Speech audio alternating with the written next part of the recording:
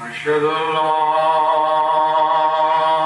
إله إلا الله وحده لا شريك له وأشهد أن محمدا عبده ورسوله. أما بعد فأعوذ بالله من الشيطان الرجيم. بسم الله الرحمن الرحيم. الحمد لله رب العالمين الرحمن الرحيم مالك يوم الدين. إياك نعبد وإياك نستعين. اهدنا الصراط المستقيم صراط الذين أنعمت عليهم غير المغضوب عليهم ولا الضالين.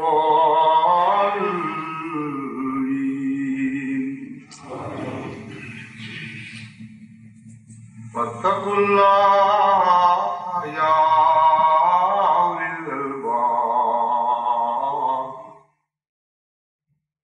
أولي الألباب الذين آمنوا قد أنزل الله إليكم ذكر الرسول يتلو عليكم آيات الله مبينات ليخرج الذين آمنوا وعملوا الصالحات من الظلمات إلى النور. ومن يؤمن بالله ويعمل صالحا يدخله جنات تجري من تحتها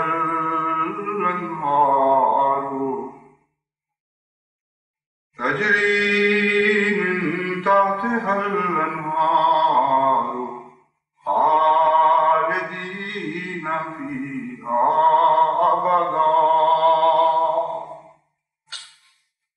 قد أحسن الله له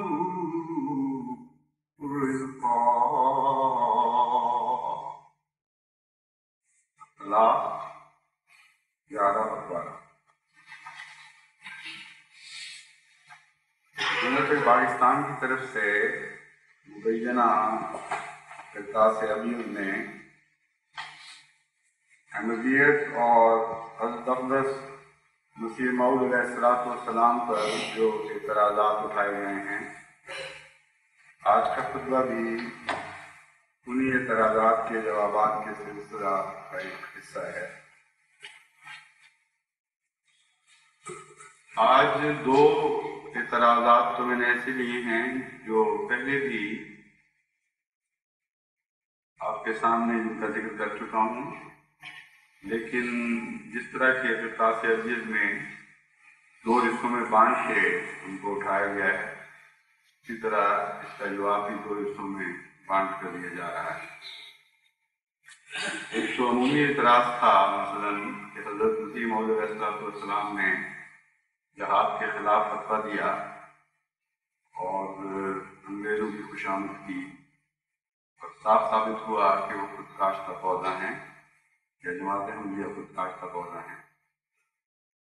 اسی اعتراض کے کو ایک اور رنگ میں اس طرح پیش کیا گیا ہے کہ سکھوں کے دور حکومت میں حضرت مرزا صاحب کے والد مرزا غلام مرتضیٰ نے انگریزوں کی بری خواہی اور خیر خواہی میں اس مفسدے کے دوران جو 1857 کا مفسدہ کہلاتا ہے 50 گھوڑے اور 50 جنگجو سپاہی اپنی جیب سے اپنے خرچ سے فراہم کیے اور اس طرح مسلمانوں کے خلاف ایک جہاد کے دوران ان کے والد نے انگریزوں کی مدد کی.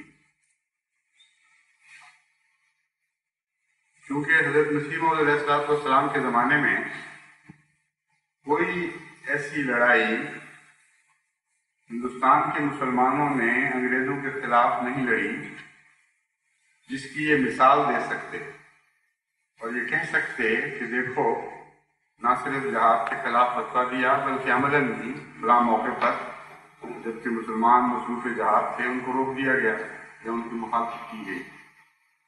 اس لیے اب یہ بہت دور کی کوئی لائیں ہیں حضرت مسیح موعود علیہ السلام کے آباء و اجداد کے واقعات بیان کر رہے ہیں.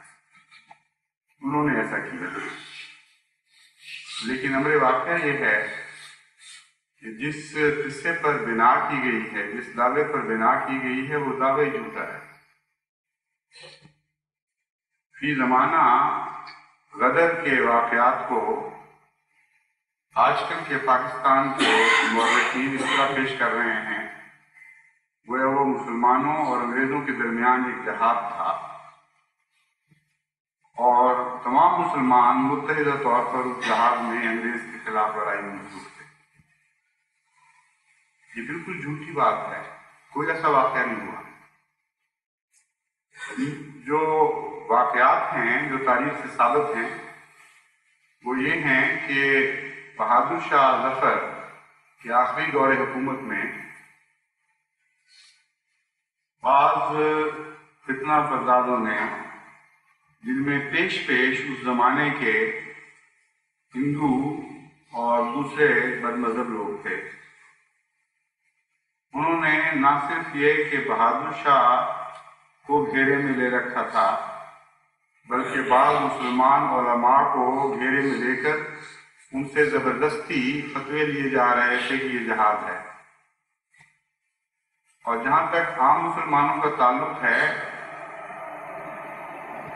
ان میں سے بھاری اکثریت اس میں شریک نہیں ہوئی بلکہ وہ علماء جو اسلام کے مسائل سے آگاہ تھے جن میں شعور بھی تھا اور تقویٰ بھی تھا وہ کھلم کھلا اس کے خلاف فتاویٰ دے رہے تھے اور کہہ رہے تھے کہ یہ ایک فساد ہے، اس کا نام جہاد رکھنا بالکل غلط ہے، بلکہ بڑے سخت لفظوں کے ساتھ ان لوگوں کو یاد کر رہے تھے جو اس میں شامل ہوئے. اگر یہ کامیاب ہو جاتا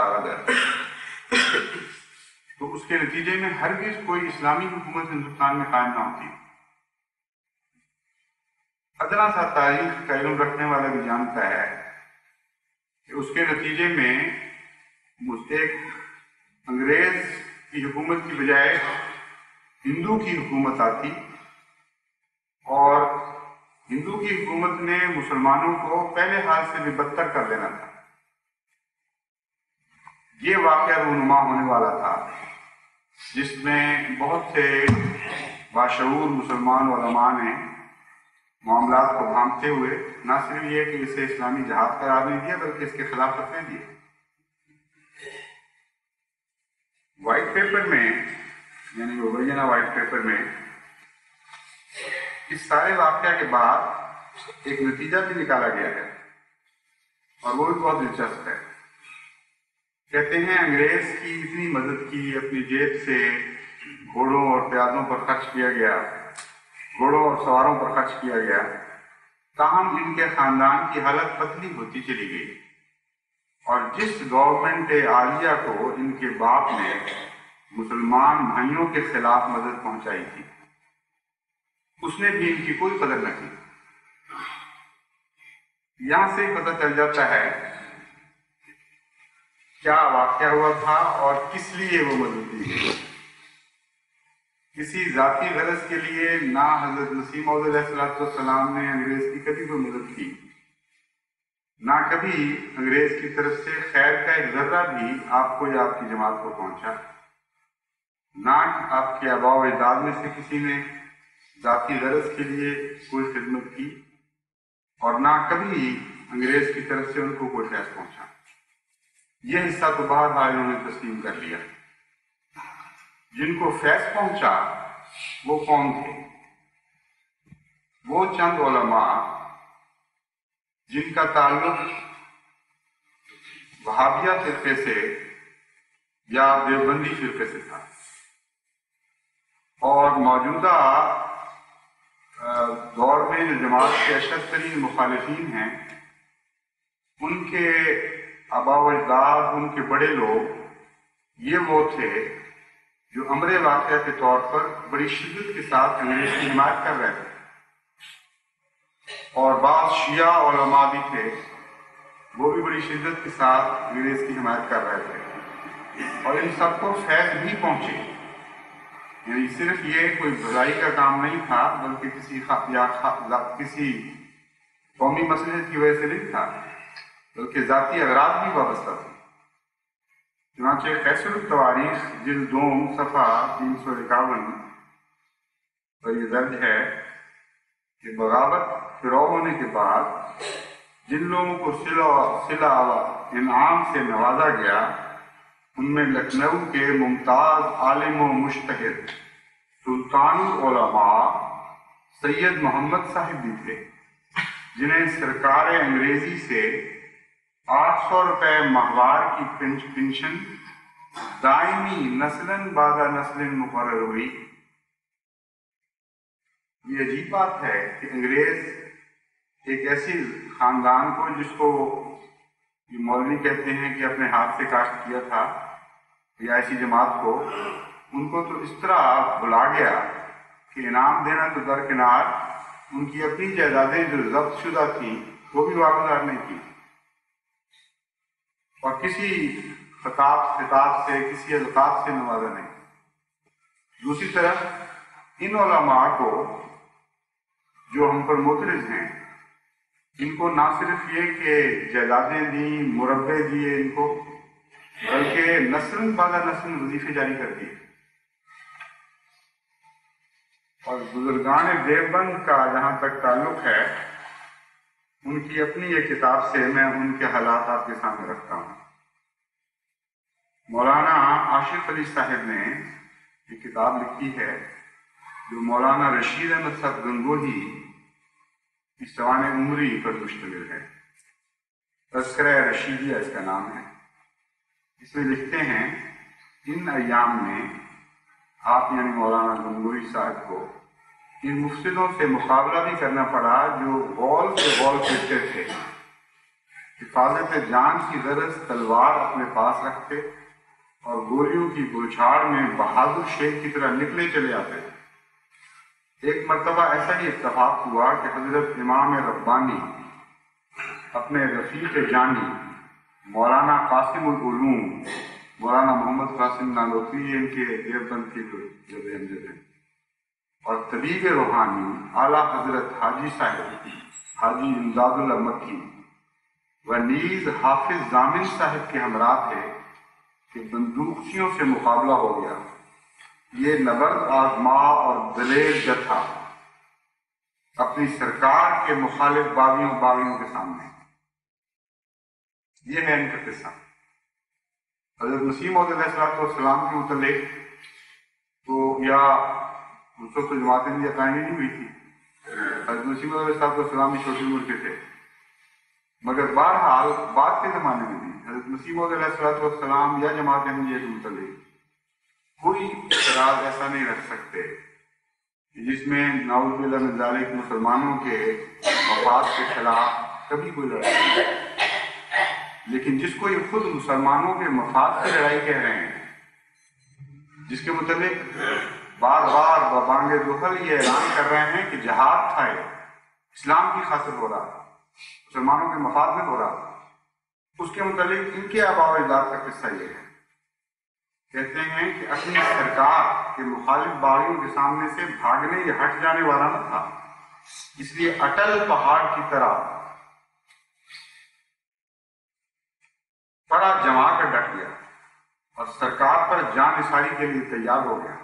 اللہ نے شجاعت و جواں مردی تھی کہ جس ہولناک منظر سے شیر کا پتا پانی اور بہادر سے بہادر کا زہرہ آب ہو جائے، وہاں چند فقیر ہاتھوں میں تلواریں لیے جمے غفیر بندوقیوں کے سامنے ایسے جمے رہے گویا زمین نے پاؤں پکڑ لیے۔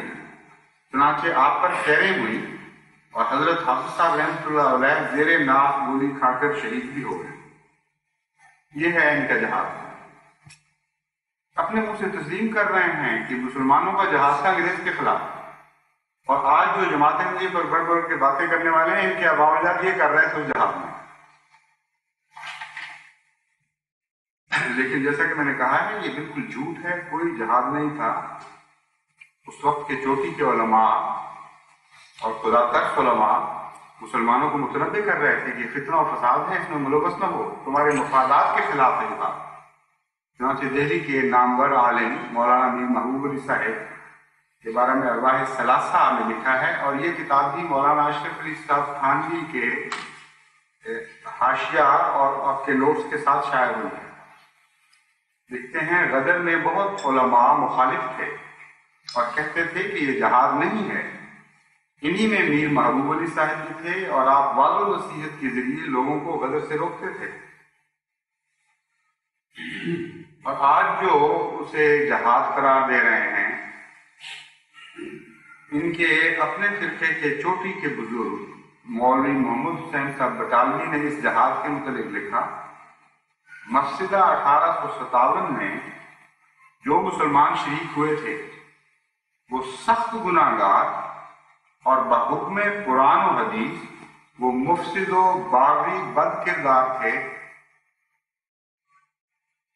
اس مفسد جہاد میں جماعت احمدیہ کے بانی کے والد صاحب نے شرکت نہیں کی، یہ اعتراض ہے جماعت احمدیہ پر، اس لیے اسلام کو شدید خطرہ لاحق ہو گیا۔ مولانا سید محمد نذیر حسین صاحب محدث دہلوی جو بغاوت 1857 کو شرعی جہاد نہیں سمجھا بلکہ، اور یہ اشاعت السنہ جلد 6 صفحہ 10 288 کا حوالہ دے رہا ہوں، شرعی جہاد نہیں سمجھا بلکہ اس کو بے ایمانی و عہد شکنی و فساد و عناد خیال کر کے اس میں شمولیت اور اس کی معاونت کو معصیت قرار دیا۔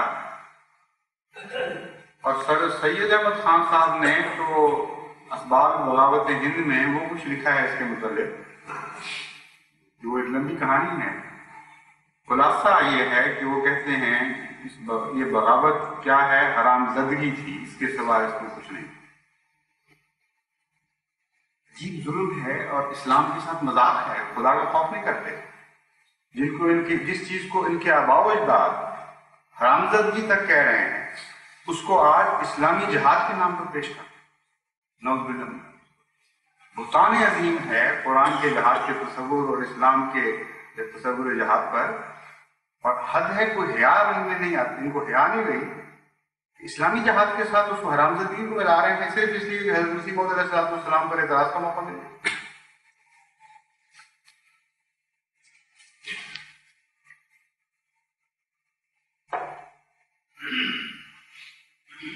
ایک اور اعتراض پہلے بھی اٹھایا جا چکا، پہلے اٹھایا تو خیر ضرورت یہی ہے، پہلے سے اس کے قصے کا جواب دیا جا چکا ہے۔ وہ دمشق کے منار پر حضرت عیسیٰ علیہ السلام کے نزول سے تعلق رکھتا ہے۔ اس سے پہلے میں نے اس کے اس حصے کا جواب دیا تھا کہ جس میں ذکر تھا کہ 2 زرد چادروں میں لپٹا ہوا آئے گا، اور انہوں نے کہا تھا کہ کسی غلط بیمانی لغو تعبیر کر دی اس کی، یہ چادروں سے مراد بیماریاں ہیں۔ چنانچہ میں نے بیان کیا کہ اگر مراد نہیں لینی تو پھر ظاہری طور پر لو، اور ظاہری طور پر تو حضرت رسول اکرم صلی اللہ علیہ وسلم کا فیصلہ ہے کہ یہ تو کافروں کی علامت ہے زرد چادریں، اس لیے کوئی مسلمان زرد چادروں کو استعمال نہ کرے۔ لیکن اس کا دوسرا حصہ جو ہے وہ اب میں رکھتا ہوں اعتراض کا آپ کے سامنے. کہتے ہیں احادیث نبوی میں بڑی صراحت اور وضاحت سے بیان کیا گیا ہے کہ عیسیٰ ابن مریم دمشق میں اتریں گے اور مسلمانوں کو عظیم فریب کار الدجال کے فتنہ عظیم سے نجات دلائیں گے. لیکن مرزا صاحب اس حدیث کو مضحکہ خیز تعویل سے اپنے حق میں استعمال کرتے ہیں اور آگے وہ تعویلیں کہ دمشق سے مراد دمشق نہیں بلکہ مسیح دمشق ہے اور مسیح سے مراد مسیح نہیں بلکہ مسیح. لیکن اتنی مضحکہ خیز تعویلیں کرنے والا شخص کیا اسلام اور عالم اسلام کے لیے خطرہ نہیں؟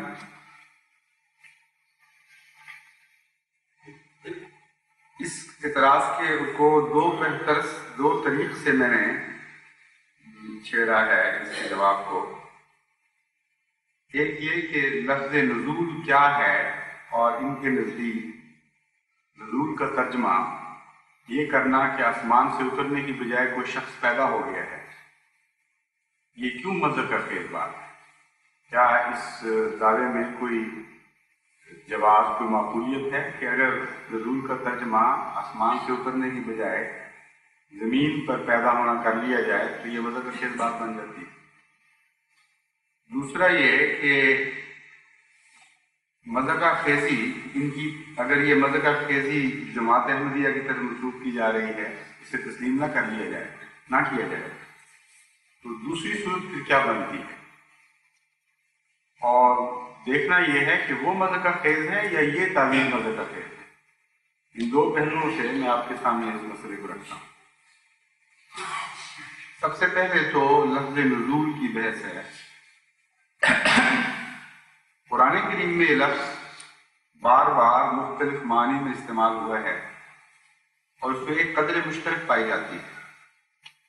ہر وہ چیز جو غیر معمولی فائدہ رکھتی ہے جسے خدا تعالیٰ نے ایک عظیم احسان کے طور پر دنیا کو عطا کیا اس کے لیے قرآن کریم لفظ نزول استعمال فرماتا ہے. اس کے علاوہ ظاہری طور پر کسی چیز کے گرنے کو بھی نازل ہونا کہا جاتا ہے اس سے انکار نہیں مگر کلام الہی کا ترجمہ یا کلام الہی کے معنی حاصل کرنے ہوں تو کلام الہی کی مثالوں بھی سے وہ سامنے آ سکتے ہیں یا روشن ہو سکتے ہیں. بس پہلی آیت جو میں آپ کے سامنے لفظ نزول کی رکھتا ہوں اور پھر اس پر ان کا مسلک کا اطلاق کر کے آپ کو دکھاتا ہوں. اگر جماعت احمدیہ کی تعویل کو نہ مانا جائے اور مذہقہ خیز قرار دیا جائے تو ان کی تعویل کی روح سے اس آیت کا کیا ترجمہ ہوگا یہ آپ دیکھیں. اللہ تعالیٰ فرماتا ہے یا بنی آدم قد انزلنا علیکم لباسا یواری سوآتکم ورشا وَلِبَاسُ التَّقْوَىٰ ذَلِكَ خَيْرٌ ذَلِكَ مِنْ آيَاتِ اللَّهِ لَعَلَّهُمْ يَذَّكَّرُونَ. جماعت احمدیہ کی مذہقہ خیز تعویل سے اس کا ترجمہ یہ بنے گا اے آدم کے بیٹو ہم نے تمہارے لیے تمہیں ایک لباس عطا کیا جو تمہاری برائیوں کو ڈھانپتا ہے اور لباس تقویٰ بہرحال بہتر لباس ہے. ذالک من آیات اللہ اللہ تعالیٰ کی آیات میں سے ہے لعلہم یذکرون تاکہ وہ نصیحت پکڑیں. یہ تعویل مذہقہ خیز ہے کیونکہ لفظی ترجمہ نہیں کیا گیا. لباس تو آسمان سے نہیں اترتا لباس تو زمین پر سے پیدا ہوتا ہے اور ہم خود بناتے ہیں. تو غیر مذہقہ خیز ان کی تعویل یہ ہوگی اے آدم کے بیٹے تم دیکھتے نہیں کہ ہمیشہ تمہارے سارے لباس آسمان سے گرتے ہیں. کبھی کرتوں کی بارش ہوتی ہے کبھی شلواروں کی بارش ہو رہی ہوتی ہے کبھی بنیانیں گر رہی ہوتی ہیں کبھی تمہاری پگڑیاں اتر رہی ہوتی ہیں آسمان سے. اے بے وقوفو ان نشانات کو دیکھنے کے باوجود تم نصیحت کو نہیں پکڑتے. پھر قرآن کریم میں اللہ تعالیٰ فرماتا ہے لَقَدْ أَرْسَلْنَا رسلنا بالبينات وأنزلنا معهم الكتاب والميزان ليقوم الناس بالقسط وأنزلنا الحديد فيه بأس شديد ومنافع للناس وليعلم الله من ينصره ورسله بالغيب إن الله قوي عزيز. اب جماعت احمدیہ کی تعویذ کی روح سے اس کا مذہب کا ترجمہ سن لیجیے. ہماری تعبیر کی روح سے اس کا ترجمہ یہ ہوگا کہ اللہ تعالیٰ نے لقد ارسلنا، ہم نے اتارا ہے، ہم نے بھیجا ہے رسولوں کو کھلے کھلے نشانات کے ساتھ، اور ان کے ساتھ ہم نے کتابیں آسمان سے اس طرح اتاری ہیں جس طرح اولے گرتے ہیں. یعنی بنی بنائی کتابیں آسمان سے جب نبی پیدا ہوئے، یہ نبیوں کو ہم نے نبی بنانے کا حکم عطا فرمایا، نبی بننے کا حکم عطا فرمایا، اس وقت تم نے دیکھا نہیں کہ آسمان سے کتابیں بھی گر رہی. لیقوم الناس بالقسط، یہ اس لیے ہم نے کیا تھا، ظاہری طور پر کتابوں کو گرایا تاکہ تم لوگ انصاف پر قائم ہو جاؤ.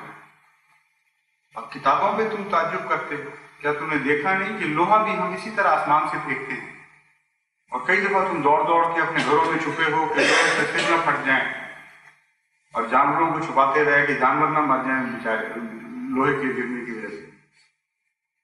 جب تم سامنے دیکھ رہے ہو کہ ہر دفعہ لوہا آسمان ہی سے اترتا ہے، فیہ باس شدید و منافع للناس، اس میں لڑائی کے بھی سامان ہیں اور فائدے بھی ہیں، تو پھر بھی تم عقل نہیں کرتے ان باتوں.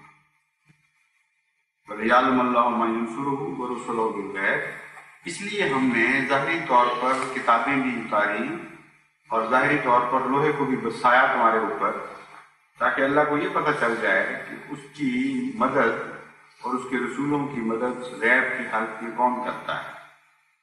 ان اللہ قوی عزیز، یقین اللہ تعالیٰ بہت قوی اور غالب ہے. یہ ایک اور ترجمہ ہے جو غیر مذہب کا خیز ہے، لیکن ابھی یہ سلسلہ ختم نہیں ہوتا.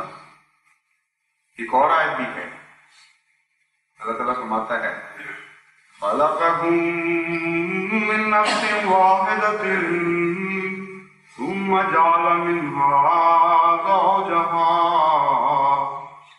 وَأَنزَلَ لَكُم مِّنَ الْأَنْعَامِ ثَمَانِيَةَ أَزْوَاجٍ يَخْلُقُكُم فِي بُطُونِ أُمَّهَاتِكُمْ خَلْقًا بَعْدَ خَلْقٍ فِي ظُلُمَاتٍ ثَلَاثٍ ذَلِكُمُ اللَّهُ رَبُّكُمْ لَهُ الْمُلْكُ لَا إِلَٰهَ إِلَّا هُوَ وَأَنَّىٰ تُصْرَفُونَ. الزمر آیت 7.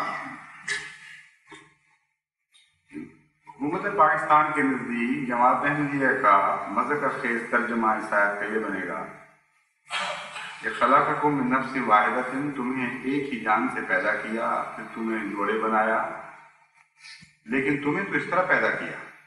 ہاں جانوروں کو جیسا کہ تم دیکھتے ہو صرف ایک دو کو نہیں بلکہ 8 جوڑوں کو ہم نے تمہارے سامنے آسمان سے اس طرح اتارا ہے جس طرح آسمان سے برف گرتی ہے یہ لے. اور تم جانتے ہو کہ زمین سے جانور پیدا نہیں ہوتے بلکہ ہمیشہ آسمان سے گرا کرتے ہیں. جبکہ یخلقکم فی بطون امہاتکم، یہ تو ان کا ترجمہ ہے، معاف کرنا میں پہلے کر دیا ان کا. جماعت احمدیہ کا ترجمہ تو یہ ہے کہ خلقکم من نفس واحدۃ، تمہیں ایک جان سے پیدا کیا، جعل منہا زوجہا، اسی سے تمہارا جوڑا بھی پیدا کیا. پھر انزل لکم من الانعام ثمانیۃ ازواج، 8 جانور تمہارے لیے انعام میں سے ایسے پیدا کیے جو بے حد فوائد تمہارے لیے رکھتے ہیں اور خدا کی خاص عطا ہے. यख़्लुक़ुकुम फ़ी बुतूनि उम्महातिकुम ख़ल्क़न बअद ख़ल्क़िन, तुम्हें भी अल्लाह ताला अपनी माओं के पेट में कई किस्म की तकलीफ में से गुजारता है। 3 अंधेरे के पर्दों में ये वाक़यात छुपे हुए हैं। ज़ालिकुमुल्लाहु रब्बुकुम लहुल मुल्क, ये अल्लाह है तुम्हारा रब और उसी की बादशाह है, उसके सिवा और कोई माबूद नहीं। कहाँ उल्टे पांव फिरे जाते हो। ये तो तर्जुमा मदद खेज है ना, लेकिन गैर मदद का खेज तर्जुमा ये बनेगा, बाकी तकरीबन बराबर होगा। लेकिन जब अंज़ला लकुम मिनल अनाम पे पहुंचेंगे मौलवी, तो तर्जुमा ये करेंगे कि लफ्ज़ नुज़ूल आया है, सवाल ही नहीं पैदा होता है इसका तर्जुमा या तावील करने का। उससे तो कुरान के साथ तमस्सुक शुरू हो जाएगा। लफ्ज़ी तर्जुमा हमने जरूर करके छोड़ना है, और लफ्ज़ी तर्जुमा ये बनता है कि तुम्हारे सामने 8 जानवर जो अनाम से ताल्लुक़ रखते हैं वो हमने उतारे हैं। तुम आसमान से इनको देखते हो गिरते हुए, इनकी बारिशें बरसती हैं, तुम भाग भाग के इनको बांधते हो, घरों में लेके जाते हो, और फिर खुदा की कुदरतों का इनकार कर रहा है।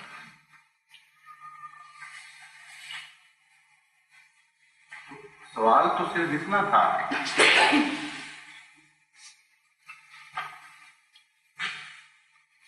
हदीस वाले हिस्से में भी कहा गया है कि गैरों पे सिर्फ मैंने तर्जुमा पेश कर दिया था, इसलिए मैं वो भी दुरुस्त कर दूं। जहां तक सूरह हदीद का ताल्लुक है, अंज़लना हदीदा, वहां भी जमात अहमदिया के नज़दीक लफ्ज़ नुज़ूल चूँकि गैर मामूली फ़वाइद की चीज़ों के लिए इस्तेमाल होता है, इसलिए जमात अहमदिया के नज़दीक तर्जुमा लोहे का ज़ाहिरी तौर पर उतरना हरगिज़ नहीं, बल्कि सिर्फ इतना तर्जुमा है, हालांकि वो ज़मीन से निकलता है, कि चूंकि खुदा ताला ने इंसान के गैर मामूली फ़वाइद उसके साथ वाबस्ता फरमा दिए हैं, इसलिए वहां लफ्ज़ नुज़ूल आया है।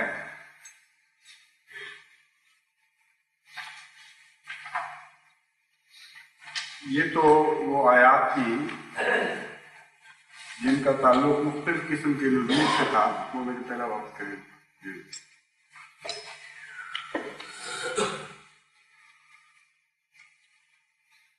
और अब मैं वापस आता हूँ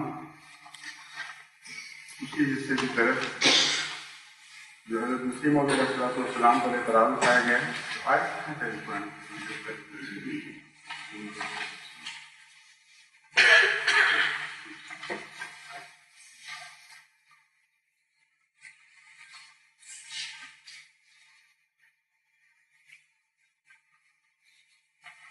इनकी दलील की जान ये है कि हदीस नबवी में लफ्ज़ नुज़ूल इस्तेमाल हुआ है हज़रत मसीह के नाज़िल होने के मुताबिक, और हम किसी कीमत पे भी इसका ऐसा तर्जुमा नहीं करने देंगे जहाँ लफ्ज़ नुज़ूल की तावील करनी पड़े, बल्कि असलियत पर मबनी तर्जुमा यानी लफ्ज़ी तर्जुमा ही सिर्फ किया जा सकता है। और जब भी आप लफ्ज़ी तर्जुमे से हटेंगे वहाँ नऊज़ुबिल्लाह मिन ज़ालिक तज़हीक शुरू हो जाएगी।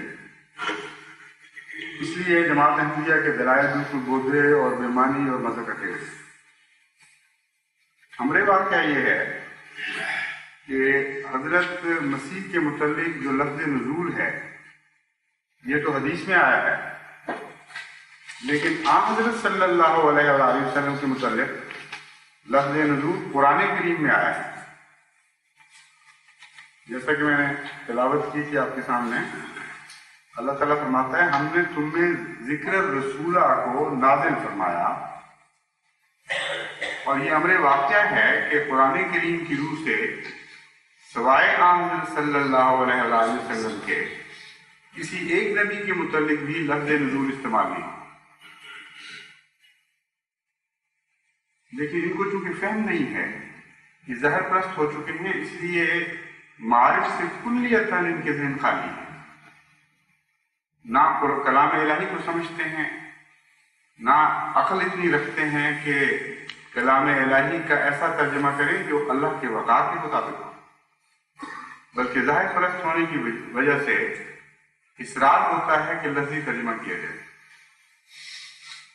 अब सवाल ये है कि ये लफ्ज़ नुज़ूल مختلف صورتوں میں جو آیا ہوا ہے اس کی حکمت کیا ہے میں آپ کو کھول کر بتاتا ہوں کہ جہاں تک دھاتوں کا تعلق ہے، لوہے کے سوا قرآن کریم میں کسی دھات کے لیے بھی لفظ نزول نہیں آیا استعمال میں.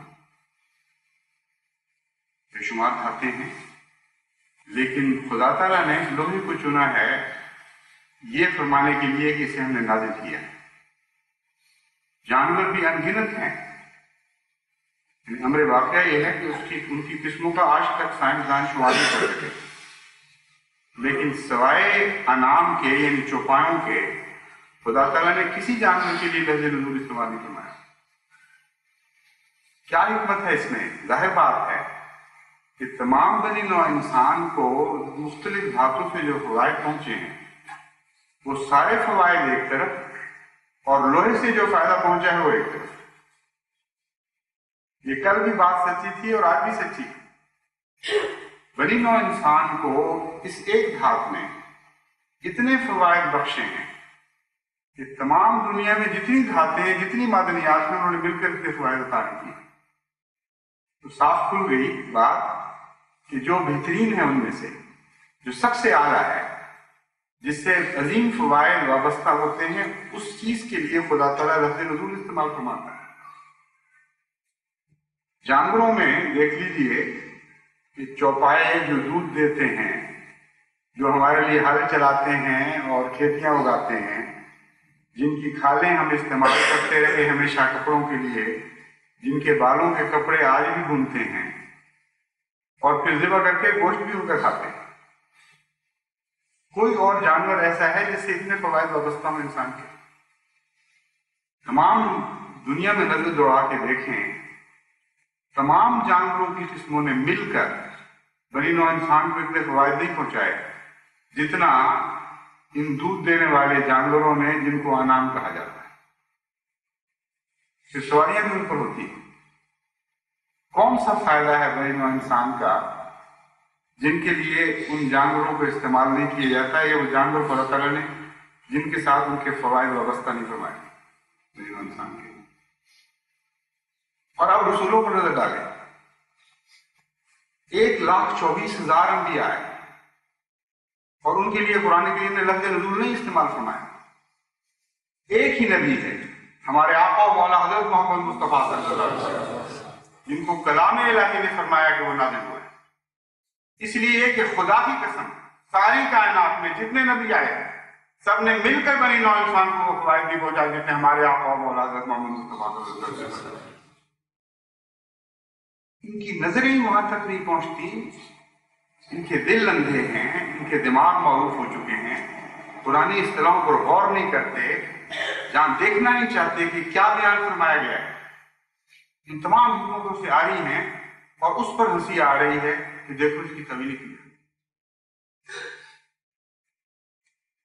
سنیے، صرف یہی نہیں، انصاف کی ان میں نہیں. حضرت صلی اللہ علیہ وسلم کی محبت کا دعویٰ بھی جھوٹا ہے. ان کے نزدیک تعظیم ظاہری معنوں میں لفظ کے اطلاق کرنے میں ہے، اور یہ سمجھتے ہیں کہ حضرت عیسیٰ علیہ السلام کے لیے جب لفظ نزول استعمال ہوا، اگر ظاہری ترجمہ نہ کیا گیا تو حضرت عیسیٰ علیہ السلام کی حتف ہو گئی. اس لیے جماعت احمدیہ گستاخ ہے حضرت عیسیٰ، اور قرآن کریم کی تعویلیں کھینچ کر بنا کر حضرت عیسیٰ علیہ السلام کے نزول کے راستے میں روک ہو رہی. یہ لفظ قرآن میں نہیں، حدیث میں آیا ہے. اس کی تعویل تو نہیں کرنے دیتے، لیکن حضرت محمد مصطفیٰ صلی اللہ علیہ وسلم کے متعلق قرآن میں لفظ نزول ہے اور اس کی تعویل خود کرتے ہیں. اور ہر جگہ ان کا یہی سلوک ہے. حضرت صلی اللہ علیہ وسلم سے اور سلوک کرتے ہیں اور عیسیٰ علیہ السلام سے اور سلوک کرتے ہیں. زبانیں حضرت محمد مصطفیٰ صلی اللہ علیہ وسلم کی غلامی کا دعویٰ کرتی ہیں اور دل مسیح کی غلامی کا دم بھرتے ہیں. چنانچہ صرف یہی نہیں، ایک اور موقع پر قرآن کریم فرماتا ہے یدعوکم لما یحییکم، یعنی حضرت محمد مصطفیٰ صلی اللہ علیہ وسلم تمہیں بلاتے ہیں لما یحییکم، تاکہ تمہیں زندہ کرے. اور حضرت مسیح کے متعلق بھی آتا ہے کہ وہ مردوں کو زندہ کرتا تھا. وہاں وہ ترجمہ کرتے ہیں جس کی تعظیم ہے ان کے دل میں، کہ ظاہری طور پر واقعتاً وہ مردوں کو زندہ کرتا. اور حضرت صلی اللہ علیہ وسلم کی طرف وہ ترجمہ کرتے ہیں جس کی کوئی تعلیم ان کے دل میں نہیں، نہ اس میں دلچسپی کہ روحانی مردے زندہ ہو. ہر جگہ تفریق کر رہے ہیں، جھوٹ بول رہے ہیں. ان کے دل میں سوائے مسیح کے کسی کی عظمت نہیں ہے. حضرت رسول اکرم صلی اللہ علیہ وسلم کی عظمت کے گن گانا یا آپ کی محبت کے دعویٰ کرنا سب زبان کی بس ہے. عملاً ناانصافی سے کام لیا جا رہا ہے. ایک ہی لفظ جب رسول اکرم صلی اللہ علیہ وسلم پر آتا ہے تو اس کے اور معنی کر دیے جاتے ہیں، جب حضرت مسیح پر آتا ہے تو اس کے اور معنی کر دیے جاتے ہیں. اور ان کی عقلوں کا تو یہ حال ہے. اور مزاح کی جو سینس، جس کو سینس آف ہیومر کہتے ہیں، اس کا قصہ سن لیجیے. جب حضرت مسیح موعود علیہ السلام فرماتے ہیں کہ نازل ہوگا کا مطلب یہ ہے کہ اصلی مسیح نہیں بلکہ مسیح بھی مسیح. ان کو بہت ہنسی آتی، ہاتھی ہو ایسی بات. پھر جب کہتے ہیں کہ منار سے مراد روشن دلائل ہیں، بینات ہیں، ان کو بے حد ہنسی آتی ہے. گننا نبی بھی کبھی بینات لے کے آئے. پھر جب کہا جاتا ہے کہ دمشق کے مشرق میں کوئی جگہ ہے وہ مسیل دمشق ہوگی تو بے حد ہنستے ہیں، کہتے ہیں مذہب خیزی کی تو حل نہیں ہوگی. اور کہتے ہیں نہیں، ہر جگہ اصلی ترجمہ ہم کر کے دکھائیں گے اور اس کے بغیر ہم نے بات ہی نہیں ماننی. اور آپ اصلی سن لیجیے. یہ واقعہ تو سارا ہنسی والا ہے کہ خدا کا کوئی نبی آسمان سے لٹکتا ہوا نہ اترے بلکہ پیدا ہو زمین سے اور بینات لے کر آئے، دلائل کے منار پر کھڑا ہو اور صلح کا پیغام لے کر آیا. اور پرانے دمشق میں نہیں بلکہ اس کے ایک مسیح شہر میں وہ خدا تعالیٰ کی طرف سے بھیجا جائے. یہ ساری باتیں ہم مذہب کا خیر. اور ان کا تصور کیا ہے جو مذہب کا خیر نہیں؟ یہ کہتے ہیں کہ کم از کم 2000 سالہ بعد آئے، آسمان سے اس طرح اترے گا کہ اس نے 2 زرد چادریں پہنی ہوں گی جس طرح سادوں نے پہنی ہوتی، اور 2 فرشتوں کے کندھوں پر ہاتھ رکھا ہوگا اور لٹکتا ہوا کسی وقت وہ دمشق میں اترے گا. اور لوگ دیکھ رہے ہوں گے سارے، اور تالیاں بج رہی ہوں گی کہ آ گئے آخر مسیح. اور جب وہ اترے گا تو کیا کرے گا؟ یہ بھی آتا ہے کہ وہ شادی کرے گا اور اس کے بچے بھی ہوں گے. تو اب ہم یہ نہیں کہہ سکتے کہ وہ پہلے بیوی تلاش کر کے شادی کرے گا یا پہلے دوسرے کام کرے گا. دوسرے کام یہ بتاتے ہیں کہ اصلاح نفس کے لیے تو اس نے آنا ہی نہیں، اس نے تو سور مارنے آنا ہے. اس لیے آتے ہی وہ علماء سے فارغ ہو کر بیلوں میں گھس جائے گا اور ساری دنیا کی سور ختم کرے گا، بیج مار دے گا سوروں کے. ایک بیلے سے نکل کے دوسرے بیلے میں، دوسرے سے تیسرے بیلوں میں، ہر دریا کے دونوں کناروں پر پھرے گا، کبھی اس کنارے کبھی اس کنارے. اور کوئی دنیا میں ایک بھی سور باقی نہیں رہنے دے گا. پھر وہ فارغ ہوگا، پھر علماء کہیں گے الحمدللہ اب آ کے ہم سے کوئی خدا کی باتیں کو روحانیت کے قصے کرے گا. وہ اگر نہیں کرے تو ابھی کام ختم نہیں ہوتا. ابھی تو میں نے ایک دجال کو مارنا ہے اور اس کے متعلق یہ کہتے ہیں کہ وہ بھی لفظی ترجمہ ہم نے کرنا ہے. نزول سے پہلے کہتے ہیں گدھا پیدا ہو چکا ہوگا ہے اور وہ گدھا اتنا بڑا ہوگا کہ 2 کانوں کے درمیان 70 ہاتھ کا اس کا فاصلہ ہوگا اور آگ کھائے گا. واقعہ اس پر ایک کانا جو بیٹھا ہوگا اور وہ کانا جو اتنا اونچا ہوگا کہ اس کا سر بادلوں میں چھپا ہوگا اور اسی گدھے کے پیٹ کے اندر لوگ بھی بیٹھیں گے. آپ کو ہنسی آتی ہوگی، آپ کی مذاق کی سینس نہیں ہے. علماء کی جو مذاق کی سینس ہے اس کے مطابق تو ذرا ہنسنے کی بات نہیں، بالکل اسی طرح ہوگا. ادھر مسیح اتر رہا ہوگا، ادھر گدھے پہ بیٹھا کانا سے جا رہے، ایک آنکھ سے دیکھ رہا ہوگا میں مارا گیا، آ گیا مسیح مجھے مارنے. اور پھر مسیح سور مار کے فارغ ہوگا تو پیچھے پڑ جائے گا اس کانے سے جال کے اور آخر اس کو کسی جگہ جا کے زید کر دے. علماء کہیں گے الحمدللہ یہ اس کام سے فارغ ہوا، اب ہماری باری آئی، کچھ ہماری بھی اصلاح کرے. تو مسیح کہیں گے ابھی تو میں نے سلیبیں توڑنی،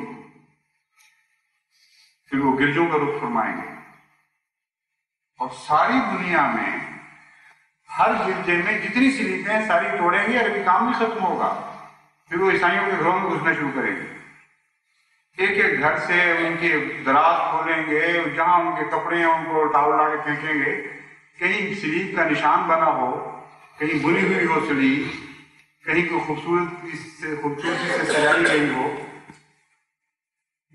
گلے میں ہاروں کی صورت میں لٹکی ہو، ایک سلیب ساری دنیا میں نہیں رہنے دیں اس مسیح نے۔ اور فارغ ہونے کے بعد اگر پہلے شادی نہیں ہوئی تو پھر وہ شادی کرے گا اور پھر اس دنیا سے رخصت ہو جائے گا۔ کہتے ہیں دیکھو کتنی معقول بات ہے، ذرا ہنسی نہیں آتی اس ساری بات کی، اور اہمیوں کو دیکھو کیا ہو گیا ہے، پتہ نہیں کیا ہو گیا ان کی عقلوں کو۔ کہتے ہیں تعویل کرو، نہ مسیح اصلی، نہ صلیب اصلی، نہ سور اصلی، نہ دمشق اصلی، نہ منار اصلی۔ کتنی مذہب کا خیز تک۔ کہتے ہیں خدا کا ایک بندہ عام انسانوں کی طرح پیدا ہوگا، لوگ اس کا انکار کریں گے، اس کو گالیاں دیں گے، اس کو دجال کہیں گے، اس کے مارنے والوں کو قتل کریں گے، ان کے بچوں کو ذبح کریں گے، ان کے گھر لوٹیں گے، اور جو مظالم انسان سوچ سکتا ہے، جس طرح پہلے مسیح اور اس کے مارنے والوں کو روزے کے ساتھ بھی کیے جائیں۔ کہتے ہیں ہنسی آئی کہ نہیں؟ کتنا مذہب خیز بات۔ کہتے ہیں کہ وہ دنیا میں آہستہ آہستہ حکمت کے ساتھ، محبت کے ساتھ، پیار کے ساتھ دین حق کو پھیلائے گا، دلائل دے گا صلیب کے خلاف، اور اتنے عظیم دلائل دے گا کہ صلیب کو توڑ دے گا۔ پھر وہ ایسی تقویٰ کی باتیں کرے گا کہ اس سے گندگیاں صاف ہوں گی، اور سور صفت لوگ انسان میں بننے شروع ہو جائیں گے، اور وہ تہذیب جسے سور کی تہذیب کہا جاتا ہے، اس تہذیب کے خلاف وہ جہاد شروع کر دے گا، اور اس طرح سور مارنے لگے گا۔ پھر وہ ان قوموں کے خلاف نکلے گا جن قوموں نے دجل پھیلایا ہوا ہے دنیا میں، جن کی داہنی آنکھ تو روشن اندھی ہے اور روحانیت سے آ رہی ہے، اور بائیں آنکھ جو دنیا کی آنکھ ہے وہ بڑی روشن ہے، دنیا میں عظیم الشان ترقی کر چکے ہیں، ان کے مذہب کے خلاف وہ جہاد کرے گا، اور اسلام کے غلبے کے وہاں سامان کرے گا، ان کے ملکوں تک پہنچے گا، اور وہاں سفید پرندے پکڑے گا، اس کے غلام دنیا میں ہر جگہ پہنچیں گے اور عیسائیوں سے ٹکر لیں گے۔ یہ کتنی مذہب کا خیز ہے، حدی ہو گئی ہے سمجھ۔ اگر وہی عقل ہے جو تمہاری ہے اور یہی بے وقوفی جو ہماری ہے، تو خدا کی قسم ہمیں لاکھ مرتبہ تمہاری عقل سے اپنی بے وقوفی زیادہ ہے، کیونکہ اسلام اور بانی اسلام کی اس میں شان ہے، اس میں شان نہیں۔ تم نے اپنی جہالتیں حضرت محمد مصطفیٰ صلی اللہ علیہ وسلم کی طرف منسوخ کرنی شروع کر دی، تم نے اپنے دماغ کی تاریخیاں قرآن کی طرف منسوخ کرنی شروع کر دی، اور وہ جو روشنی پہ مینار پر نازل ہوا، جس نے آ کر تمہیں روشنی عطا کی اور تمہاری عقلوں کو روشنی دینے کی کوشش کی، وہاں تم نے اپنے دروازے سارے بند کر لیے اور ہنس رہے ہو، بیٹھے ہوئے اندھیروں میں بیٹھے ہوئے، اندھیروں میں بیٹھے ہوئے، رات کی تاریکی میں گھیرے ہوئے، دن پر ہنس رہے ہو اور کہتے ہو کیسا مذہب، کیسی مذہب کا خیز بات ہے، سورج سنائے۔ اس پر تو سوائے اس کے کچھ نہیں کہا جا سکتا۔ ہم اور آپ قوموں میں پالوہا، معلوم ہوتا ہے کہ دلوں کے تالے پڑ چکے ہیں۔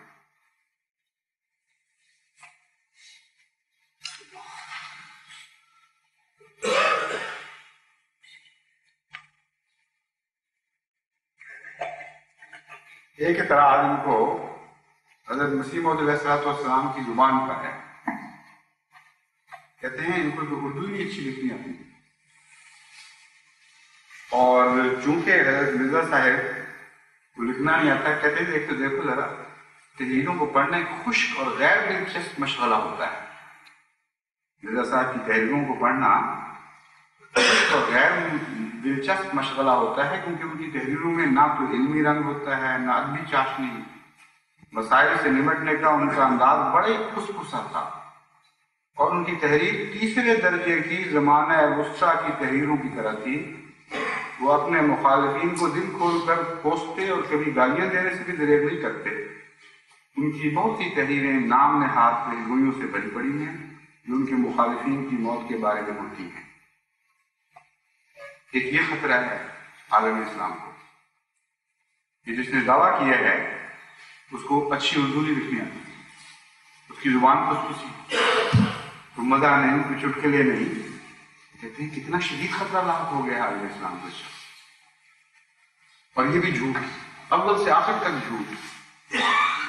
ہم اگر تعریف کریں، ہم تو عاشق ہیں مسیح موعود علیہ السلام کی تحریروں کے، ہم تو ایک ایک لفظ کے اوپر غض کرتے ہیں اور ہماری روح میں نئے ولولے پیدا ہوتے ہیں، نئی زندگیاں عطا ہوتی ہیں۔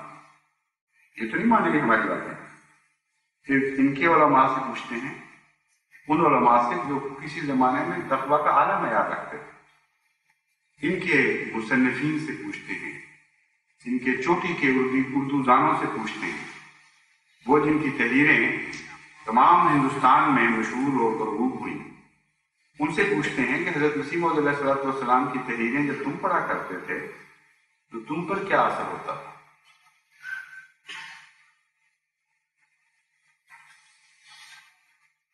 مولانا عبداللہ امادی صاحب، مدیر وکیل امرتسر، چوٹی کے لکھنے والے تھے، صاحب قلم انشاء اللہ ارداز، اور بہت عمدہ تحریر تھی۔ اسی تحریر سے آپ اندازہ لگا لیں گے کہ ان کا معیار کتنا بلند ہے۔ حضرت مسیح موعود علیہ السلام کی تحریروں کو انہوں نے کس نظر سے دیکھا؟ وہ کہتے ہیں وہ شخص بہت بڑا، وہ شخص بہت بڑا، جس کا قلم سحر تھا اور زبان جادو۔ وہ شخص بہت بڑا شخص جس کا قلم سحر تھا اور زبان جادو، وہ شخص جو دماغی عجائبات کا مجسمہ تھا، جس کی نظر فتنہ اور آواز دہشت تھی، جس کی انگلیوں سے انقلاب کے تار اڑے ہوئے تھے، جس کی دو مٹھیاں بجلی کی دو بیٹریاں تھیں، وہ شخص جو مذہبی دنیا کے لیے 30 برس تک زلزلہ اور طوفان رہا، جو شور قیامت ہو کر افتگان ہستی کو بیدار کرتا تھا۔ لیکن ان بدقسمتوں کو بیدار نہیں کر سکتا۔ یہ تلخ موت، یہ زہر کا پیالہ موت جس نے مرنے والے کی ہستی تہے خاک پنہاں کر دی، ہزاروں لاکھوں زبانوں پر تلخ کامیاں بن کر رہے گی، اور قضا کے حملے میں ایک جیتی جاگتی جان کے ساتھ جن آرزوؤں اور تمناؤں کا قتل عام کیا ہے، صدائے ماتم مدتوں تک اس کی یادگار تازہ رکھے گی۔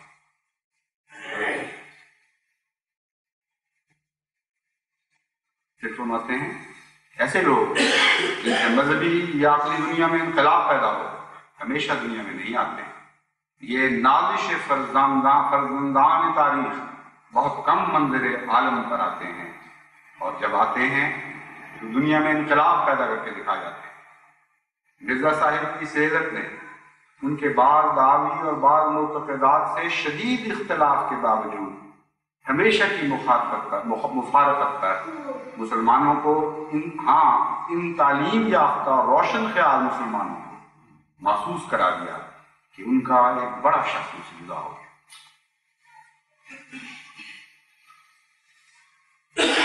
دیکھا آپ نے کتنی خوشخوشی تحریری تھی، نعوذ باللہ من ذالک، نہ کوئی مزہ، نہ کوئی لذت، نہ کوئی دلیل۔ پھر لکھتے ہیں ان کی یہ خصوصیت کہ وہ اسلام کے مخالفین کے برخلاف ایک فتح نصیب جرنیل کا فرض پورا کرتے رہے۔ کہتے ہیں جان ہی کوئی نہیں سوائے مخالفوں کی موت کی پیشگوئی کے، یہی کچھ نہیں لکھا، ہی کچھ نہیں انہوں نے۔ اور کہتے ہیں برخلاف اسلام کے مخالفین کے برخلاف ایک فتح نصیب جرنیل کا فرض پورا کرتے رہے۔ ہمیں مجبور کرتی ہے یہ خصوصیت کہ اس احساس کا کھلم کھلا اعتراف کیا جائے تاکہ وہ محتم بالشان تحریر جس نے ہمارے دشمنوں کو عرصہ تک پست اور پامال بنائے رکھا آئندہ بھی جاری ہے۔ اے لکھنے والے، خدا تیری زبان مبارک کرے، یہ تحریر آج بھی جاری ہے اور آئندہ بھی جاری رہے۔ مرزا صاحب کا لٹریچر جو مسیحیوں اور عالموں کے مقابل پر ان سے ظہور میں آیا، قبول عام کی سند حاصل کر چکا ہے، اور اس خصوصیت میں وہ کسی تعارف کے محتاج نہیں۔ اس لٹریچر کی قدر و عظمت آج جب کہ وہ اپنا کام پورا کر چکا ہے ہمیں دل سے تسلیم کرنی پڑتی ہے، اس لیے کہ وہ وقت ہرگز لوح قلب سے نسیم منسیہ نہیں ہو سکتا جبکہ اسلام مخالفین کی یورشوں میں گر چکا تھا اور مسلمان جو حافظ حقیقی ترقی کی طرف سے عالم اسباب و وسائط میں حفاظت کا واسطہ ہو کر اس کی حفاظت پر معمور تھے، اپنے قصوروں کی پاداش میں بڑے سسک رہے تھے اور اسلام کے لیے کچھ نہ کرتے تھے یا کر سکتے تھے، نہ کرتے تھے نہ کرنے کی طاقت تھی، اپنے زخموں سے چور پڑے سسک رہے تھے۔ اس وقت حضرت مسیح موعود علیہ السلام نے عالم اسلام پر یہ ظلم کیا۔ کہتے ہیں ذوق و مدافعت کا یہ عالم تھا کہ توپوں کے مقابلے پر تیر بھی نہ تھے اور حملہ اور مدافعت دونوں کا قطعی وجود ہی نہ تھا۔ اس مدافعت میں نہ صرف عیسائیت کی، حضرت مسیح موعود علیہ السلام کی مدافعت، یعنی اس وقت وہ شخص پیدا آیا اور اس مدافعت نے نہ صرف عیسائیت کے اس ابتدائی اثر کے پرخچے اڑا دیے جو سلطنت کے سایہ میں ہونے کی وجہ سے حقیقت میں اس کی جان تھا، اور ہزاروں لاکھوں مسلمان اس کے اس زیادہ خطرناک اور مستحق کامیابی حملہ کی زد سے بچ گئے، بلکہ خود عیسائیت کا طلسم دھواں ہو کر اڑنے لگا۔ انہوں نے مدافعت کا پہلو بدل کر مغلوب کو غالب بنا کے دکھا دیا۔ کتنا بڑا خطرہ ہے عالم اسلام کہ نہتے مظلوم مغلوب مسلمانوں کو اپنی جان کی، اپنی آن کی قربانی دے کر دن رات اپنی ساری طاقتیں اسلام کے دفاع میں خرچ کر کے اس مغلوب اور سسکتے ہوئے مظلوم کو غالب بنا دیا ہے۔ کہتے ہیں اس چیز کو ہم معاف نہیں کرتے۔ اور صرف ایک نہیں، اسلام کے ہر دشمن کو بحجت پامال کر کے دکھایا۔ یہ تکلیف ہے آج کے علماء کو کہ ایسا کرنے کی ان کو ضرورت کیسے ہوتی؟ یہی ساتھ لکھتے ہیں اس کے علاوہ آریہ سماج کی زہریلی کچلیاں توڑنے میں مرزا صاحب نے اسلام کی خاص خدمت سر انجام دی ہے۔ ان آریہ سماج کے مقابلہ کی تحریروں سے اس دعوے پر نہایت صاف روشنی پڑتی ہے کہ آئندہ ہماری مدافعت کا سلسلہ خواہ کس درجے تک وسیع ہو جائے، ناممکن ہے کہ یہ تحریریں نظر انداز کی جا سکیں۔ بیٹھے قیامت تک زور لگاتے رہو۔ کہتے ہیں تم سارے مل کر قیامت تک جو چاہو لکھ جاؤ، حضرت مرزا صاحب کی تحریروں کو تم اب کبھی نظر انداز نہیں کر سکو۔ پھر لکھتے ہیں آئندہ امید نہیں، اور کتنا سچ کہا ہے، آئندہ امید نہیں کہ ہندوستان کی مذہبی دنیا میں اس شان کا شخص پیدا ہو جو اپنی اعلیٰ خواہش محض اس طرح مذہب کے مطالعہ میں سب کر۔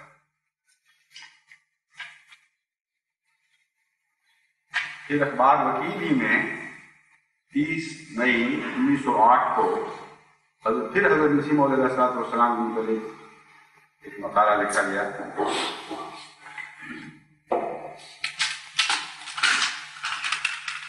لکھتے ہیں جبکہ ان کی 35-36 سال کی عمر تھی، ہم ان کو غیر معمولی مذہبی جوش میں سرشار پاتے ہیں۔ وہ ایک سچے اور پاک باز مسلمان کی طرح زندگی بسر کرتا ہے، اس کا دل دنیاوی کششوں سے غیر متاثر ہے۔ وہ خلوت میں انجمن اور انجمن میں خلوت کا لطف اٹھانے کی کوشش میں مصروف ہے۔ ہم اسے بے چین پاتے ہیں اور ایسا معلوم ہوتا ہے کسی کوئی بھی چیز کی تلاش میں۔ وہ اسلام کے غلبے کی تلاش تھی، اس یوسف کی تلاش تھی جس کی بو آنے لگی تھی حضرت مسیح موعود، جس کی خوشبوئیں آ رہی تھیں۔ گو کہو دیوانہ میں کرتا ہوں اس کا انتظار، یہ کیفیت تھی جس میں ایک غیر نے آپ کو دیکھا۔ کسی کھوئی ہوئی چیز کی تلاش میں ہے جس کا پتہ فانی دنیا میں نہیں ملتا۔ اسلام اپنے گہرے رنگ کے ساتھ اس پر چھایا ہوا ہے، کبھی وہ فاریوں سے مباحثہ کرتا ہے، کبھی حمایت اور حقیقت اسلام میں وہ وسیع کتابیں لکھتا ہے۔ 1886 عیسوی میں بمقام ہوشیارپور جو مباحثات انہوں نے کیے، ان کا لطف اب تک دلوں سے محو نہیں ہوا۔ غیر مذاہب کی تردید میں اور اسلام کی حمایت میں جو نادر کتابیں انہوں نے تصنیف کی تھی، ان کے مطالعے سے جو وجد پیدا ہوا وہ اب تک نہیں تھا۔ یہ مسلمان مشاہیر، مسلمان چوٹی کے علماء جو تقویٰ کا نام جانتے تھے، جو انصاف پسند تھے، جن کا مذاق بہت اعلیٰ تھا، جن کی تحریریں آج بھی سند ہیں، یہ ان کے تاثرات ہیں حضرت اقدس مسیح موعود علیہ السلام کی تحریرات اور ان تحریروں کے اثرات کے متعلق۔ مرزا حیرت دہلوی اخبار کرزن گزٹ کے ایڈیٹر 1 جون 1908 کو اپنے پرچے میں لکھتے ہیں، مرحوم کی وہ اعلیٰ خدمات جو اس نے آریوں اور عیسائیوں کے مقابلہ میں اسلام کی ہیں وہ واقعی بہت ہی تعریف کی مستحق ہیں۔ اس کا مناظرہ کا بالکل رنگ ہی بدل دیا۔ اس نے ہوگا پڑھا لکھا یہی ہوا ہے، مناظرہ کا بالکل رنگ ہی بدل دیا اور جدید لٹریچر کی بنیاد ہندوستان میں قائم کر دی۔ نام بحیثیت ایک مسلمان ہونے کے بلکہ ایک محقق ہونے کے ہم اس بات کا اعتراف کرتے ہیں کہ کسی بڑے سے بڑے عالیہ اور بڑے سے بڑے پادری کو یہ مجال نہ تھی کہ وہ مرحوم کے مقابلہ میں زبان کھول سکتا۔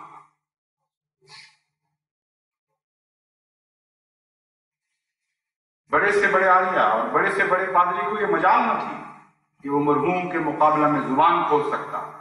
جو بے نظیر کتابیں آریوں اور عیسائیوں کے مذاہب کے رد میں لکھی گئیں اور جیسے دندان شکن جواب مخالفین اسلام کو دیے گئے، آج تک معقولیت سے ان کا جواب ہم نے تو نہیں دیا۔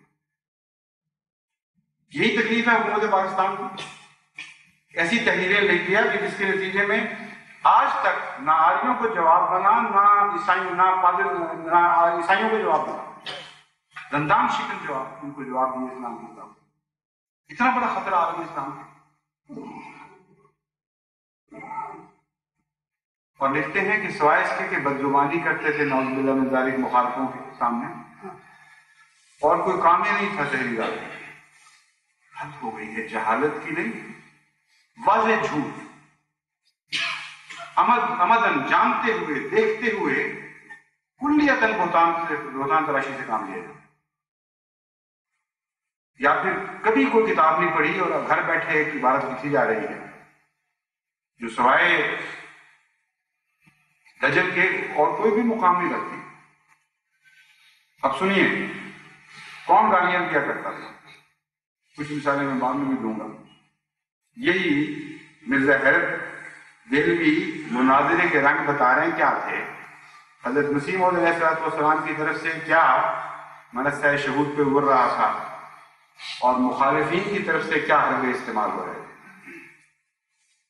کہتے ہیں ان کا جواب ہم نے تو نہیں دیکھا سوائے اس کے کہ آریہ نہایت بد تہذیبی سے اسے یا پیشوایان اسلام یا اصول اسلام کو گالیاں دیں، مگر اس کے قلم میں اس قدر قوت تھی کہ آج سارے پنجاب بلکہ بلندی ہند میں بھی اس قوت کا کوئی لکھنے والا نہیں۔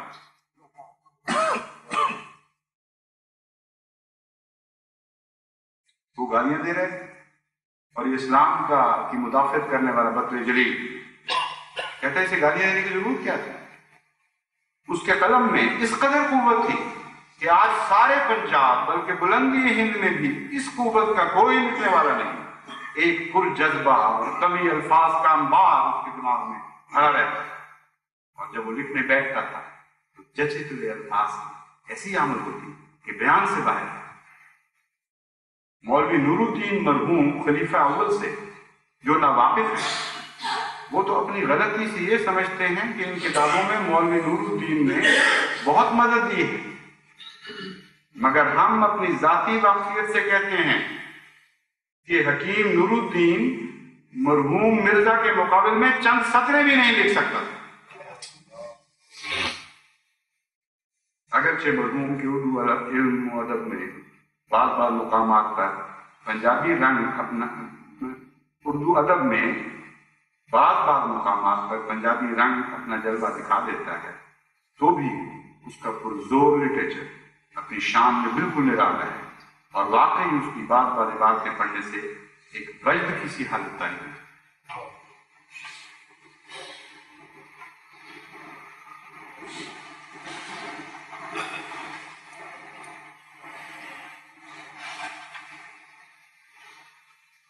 تہذیب النسواں لاہور کے سید ممتاز علی صاحب امتیاز لکھتے ہیں، مرزا صاحب مرحوم نہایت مقدس اور برگزیدہ بزرگ تھے اور نیکی کی ایسی قوت رکھتے تھے جو سخت سے سخت دلوں کو تسخیر کر لیتی تھی۔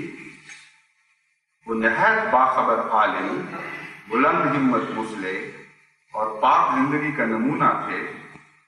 ہم انہیں مذہباً مسیح موعود تو نہیں مانتے تھے، لیکن ان کی ہدایت اور رہنمائی مردہ روحوں کے لیے واقعی مسیحائی تھی۔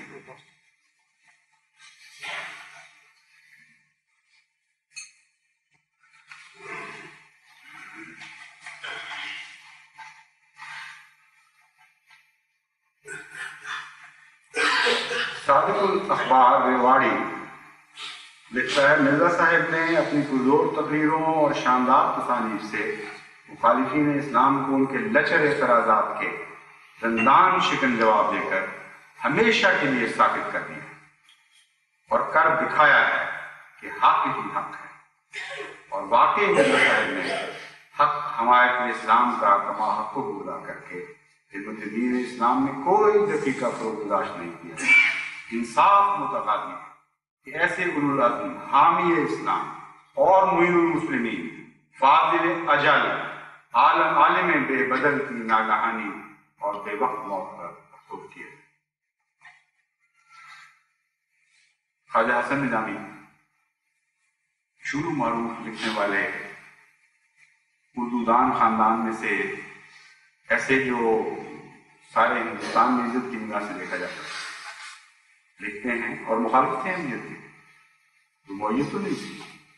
لکھتے ہیں، مرزا غلام احمد صاحب اپنے بہت وقت کے بہت بڑے فاضل بزرگ تھے۔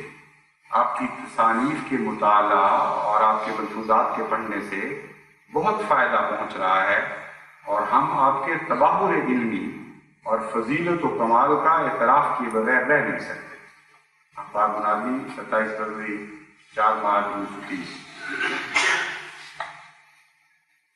مولوی ظفر علی خان تک سے تو برداشت نہیں ہوا اور تسلیم کرنا پڑا کہ حضرت مسیح موعود علیہ السلام کی تحریروں میں جدید قوت تھی۔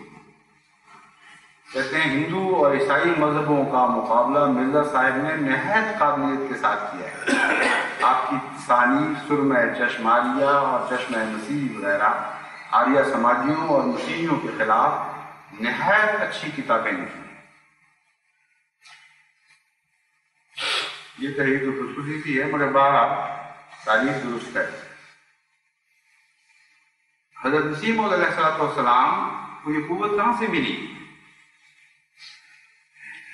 بڑے بڑے عالم لوگ موجود تھے، بڑے بڑے زباندان تھے جنہوں نے بڑی بڑی یونیورسٹیوں میں تعلیمات حاصل کی تھی۔ حضرت مسیح موعود علیہ السلام نے تو گھر میں عام جہاد کے استادوں سے کچھ 2 حرف پڑھنے لکھنے سیکھے تھے۔ کہاں سے یہ قابلیت پیدا ہوئی؟ کہاں سے غیر معمولی قوت اور شوقت پیدا ہوئی؟ حضرت مسیح موعود علیہ السلام سے پوچھتے ہیں تو معلوم ہوتا ہے کہ اپنی طرف اس میں سے ایک ذرہ بھی منسوخ نہیں فرماتے۔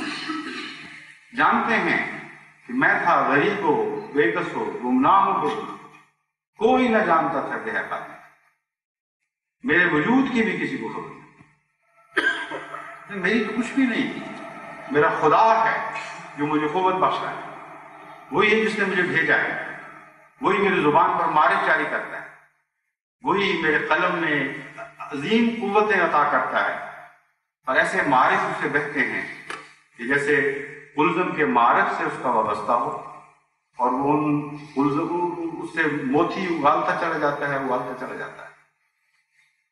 یہ ہے نقشہ جو حضرت مسیح موعود علیہ السلام کا اپنے متعلق ہے کہ میں کچھ بھی نہیں، میری ذات کی کوئی حقیقت بھی نہیں ہے، میری تعلیم کچھ نہیں، تم اگر میری تعلیم یا میری ذات کے اوپر ہنستے ہو تو جو چاہو کرو، لیکن جس قادر مطلق، جس خالق کائنات کے ساتھ میرا تعلق ہے، اس پر کیسے ہنسنے کی ضرورت کرو؟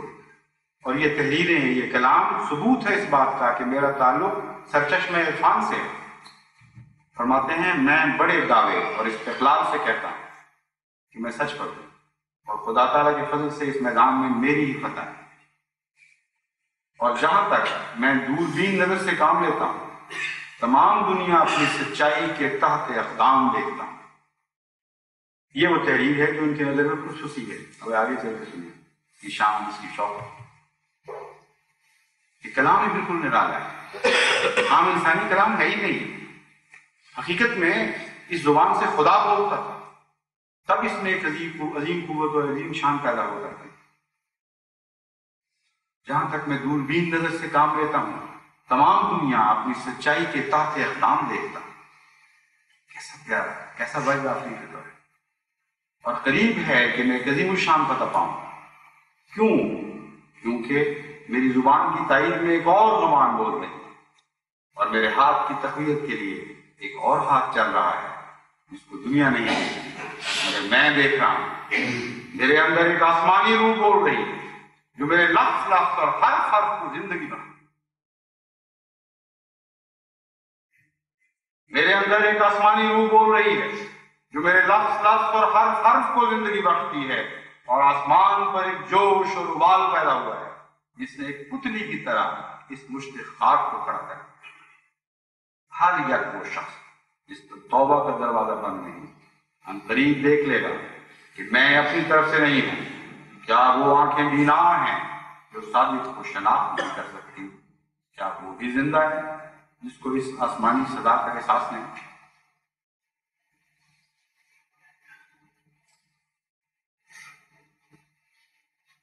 حضرت اقدس مسیح موعود علیہ السلام کے اس اقتباس کے بعد اب کچھ اور کہنے کی گنجائش نہیں رہتی سوائے اس کے کہ صرف اتنا کہوں، شرم تم کو مرد نہیں.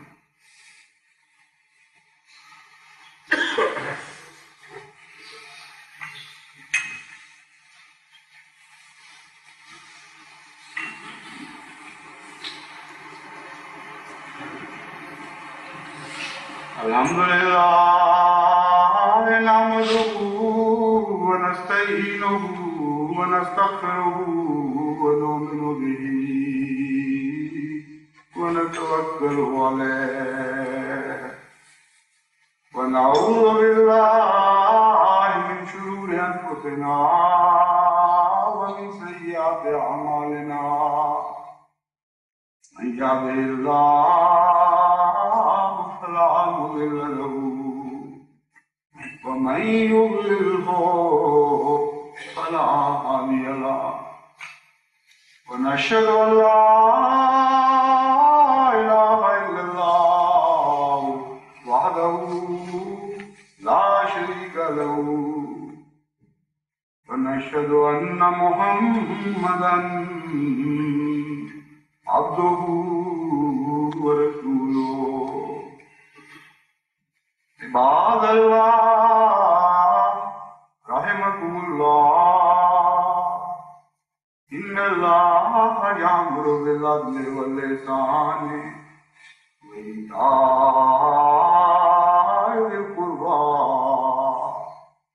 وینہی عن الفحشاء والمنکر والبغی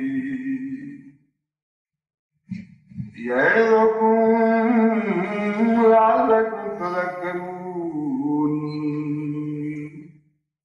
اذکروا اللہ یذکرکم وادعوہ یستجب لکم